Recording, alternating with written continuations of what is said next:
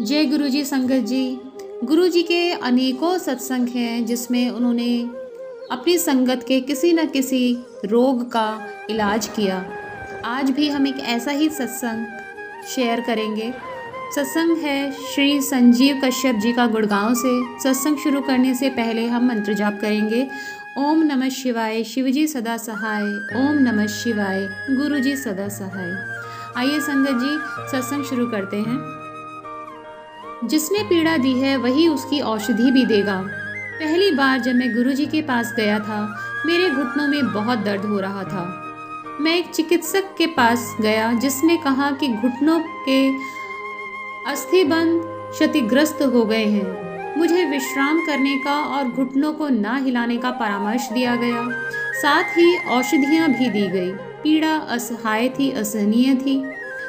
जब मेरे मित्र ने मुझे फ़ोन कर गुरुजी के पास जाने के लिए कहा तो मैंने उसको बताया कि मैं तो गुरुजी के पास नौकरी के लिए विनती करने गया था और वहीं पर मेरे अस्थिबंध क्षतिग्रस्त हो गए थे। मेरा मित्र चुप रहा। 2 माह के पश्चात घुटनों का शूल समाप्त हो गया। जब मैं अपने मित्र के दोबारा कहने पर पुनः गुरुजी के पास गया तो मेरे घुटनों में फिर से वेदना आरंभ हो गई। इस बार मैं चिकित्सक के पास गया तो उसने एक महंगे उपचार की सलाह दी। मेरे पास अधिक धन नहीं था और घुटनों के दर्द के साथ उनके पास जाना भी कठिन हो गया।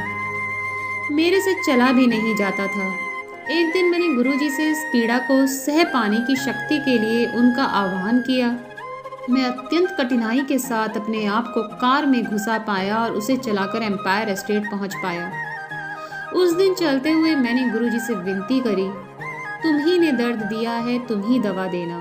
और अगले क्षण वह पीड़ा समाप्त हो गई। निश्चित करने के लिए कि मेरा घुटना अब बिल्कुल ठीक है, मैं चिकित्सक के पास गया।